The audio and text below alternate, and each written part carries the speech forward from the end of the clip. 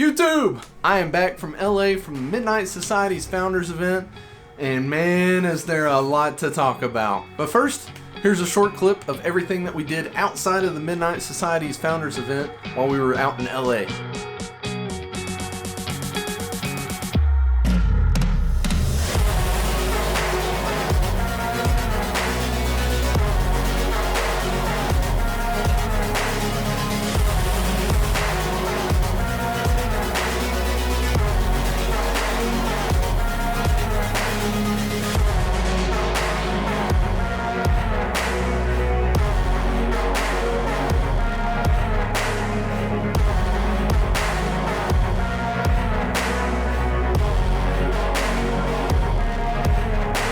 But that's not what you're here for. I wanted to put together this video to kind of go through what the Midnight Society's Founders event was like and how hyped I am, man. I'm like on a high right now. I'm so pumped for this game to come out. So for this video, I just kind of wanted to talk about the vibe and what the night was like. Whether you're a variant that couldn't make the trip, or maybe you're just someone that's interested in Doc's game and kind of interested on how the night played out, this is the video for you. So the event started at 5. I showed up about 3:30ish. I wanted to get there early enough just in case there was any kind of cutoff on how many people could enter the building. I wasn't sure what the fire code was there. So as we're pulling in, Doc was heading inside the door. I guess he had just got done shaking everybody's hands that were already waiting. So I jump in line. I met a guy named Adam. And we chit-chatted. It was about 5:30 before we entered the building. You had to sign in, and then there was security at the front door, and then after that you could go into the building. Once we got through the gate, we were greeted with 2 food trucks there to the left. One was a taco truck, and the other one was a hamburger joint. And I had the carne asado tacos, which were on point. They were amazing. Free and paid for. We just had to enjoy the food, so that was awesome. Once you got into the building, that's where the open bar was. So drinks all night, courtesy of Midnight Society and Doc, which was much appreciated. I'll just say that, much appreciated. And I think anybody that was there would say the same thing. Whenever we finally got through the doors, got our drinks, all that, there was a short little line where we could meet and greet with Doc, and man, what a pleasure that was. Doc was so chill and inviting, genuine. He was still kind of in character, but you know, you could tell that there was a man behind the glasses there. And I actually got to have a brief conversation with him about my mom, who recently just passed away last month, and he offered his condolences. We took some pictures and chit-chatted about the game, man, and I was just so grateful for that experience. You never know really how a person is behind the camera, and man, I got all the respect in the world for Doc. He was hanging around. I mean, Robert Bowling basically had to tell him to, hey, come sit down, we gotta start this thing, because he was just mingling with everybody, taking pictures, doing the best that he can to visit with everybody that was there. Once the event started, we were greeted by Robert Bowling, and man, you could feel the energy just erupt in that place, because about, I don't know, 3 or 4 sentences in, he's like, hey, you know, we've been talking about Project Moon, let's reveal the name of the game. Why are we here? We're here to build the next best first-person shooter, and it starts with the first snapshot. Yeah! Up to this point, we've been referring that as Project Moon. But who's ready to know the final name of the game? So without further ado, let's load it up and reveal what we are building together.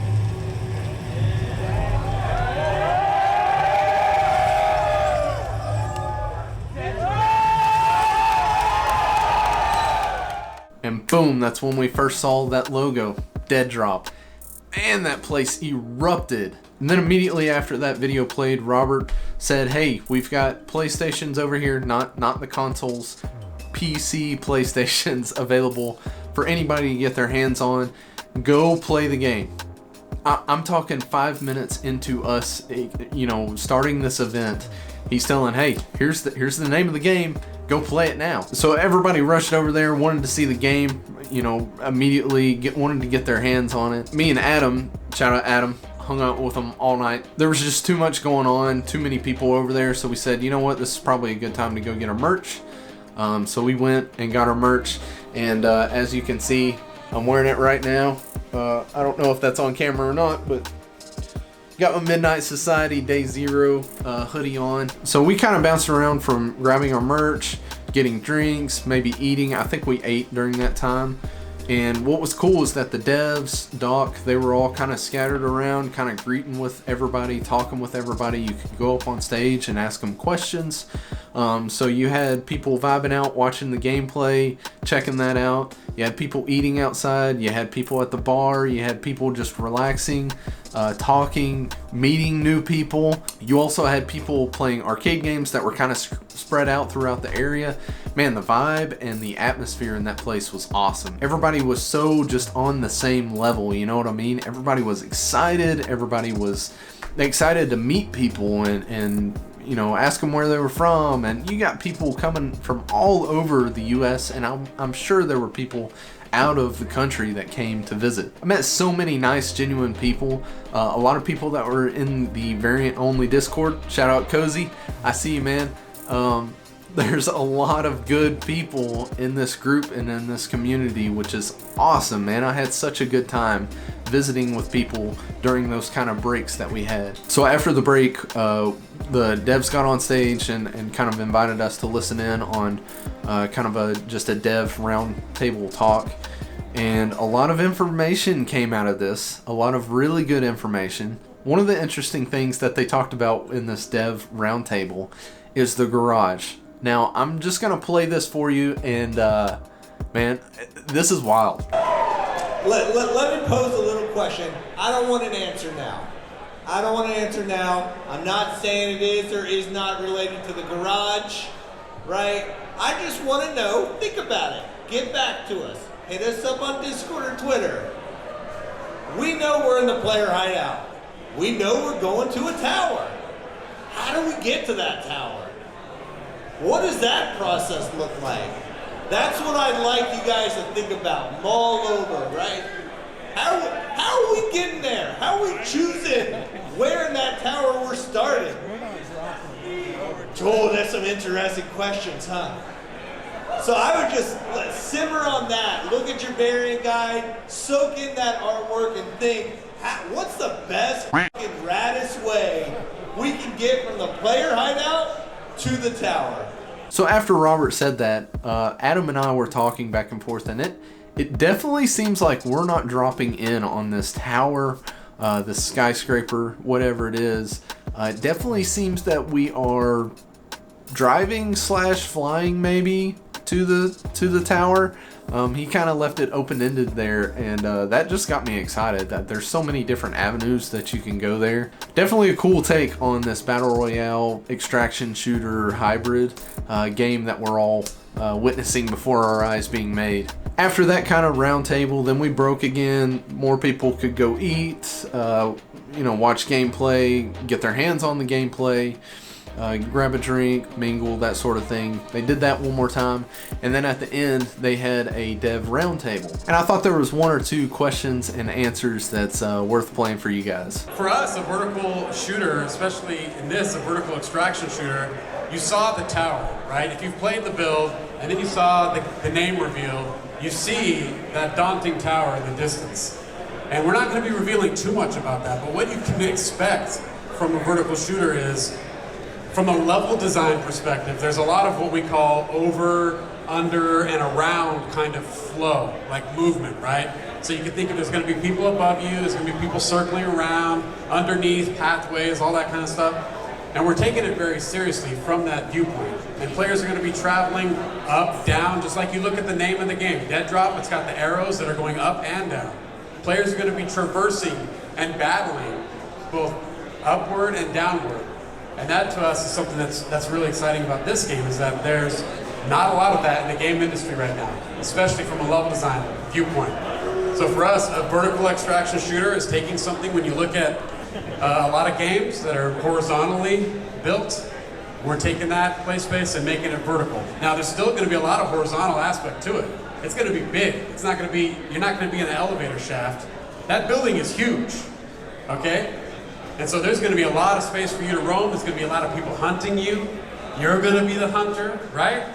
You're gonna be stalking other players, getting loot, and maybe at the end of the day, we'll put some toilets in there for you to build as well. I got one question, and it's for Doc. And I gotta know, how is the in-game audio gonna be for this game? Good question. Let's just say we've already fired 6 guys. Obviously, a lot of expectations have been set for you guys for good reason. You know, it's a good group of guys, a good team out there as well. So how are you guys responding to those expectations that have been set before you? Our approach is straight simple, right? We don't give a shit what anybody says. We don't give a shit what anybody thinks. We are gonna answer every critique with builds. Playable builds every 6 weeks. Somebody has something to say, we're listening, right? And we're building. We're answering through action. We're not answering through talking or responding or trying to appease everybody. The only people we're trying to appease, this group right here. This is it. Pretty exciting stuff, man. After that, it was just kind of mingle. Doc was hanging out, getting autographs, pictures, visiting with people, making videos, doing Doc things. The devs stayed on stage until the last person left. I didn't hang around too long. I had maybe one or two many drinks. And the tacos were settling in, so I was done for the night. I did get a chance to talk to a couple of devs. I talked to Darren Bacon, which is the studio art director. Had a couple of cool conversations with him, and I capped off the night with a quick conversation with Quinn Del Hoyo, who is the creative director for Midnight Society. All around, man, I had such a good time. I met some really good friends, put some faces to some names, and hey, I met the two-time, man. How exciting is that? And also the dev team, man, they mesh so well together. Hearing them talk on stage and seeing them just wait for person after person after person to talk to. I know they've opened up Dead Drop to the public and for public scrutiny, and you're already seeing that on Twitter and in YouTube videos. But man, just a new level of respect from me for them. For just sticking around and talking with people and just being genuine and listening to our feedback. I had a blast. I would definitely recommend anybody who is considering going to the next event.